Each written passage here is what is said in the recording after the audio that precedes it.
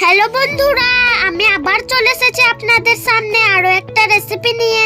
ময়দাটা সাদা তেল লবণ দিয়ে মাখিয়ে নিলাম, লেচি কেটে রুটির মতো বেলে নিলাম। বেলা হয়ে গেল আমার। পনিরটা আমি এভাবে পিস পিস করে কেটে নিলাম।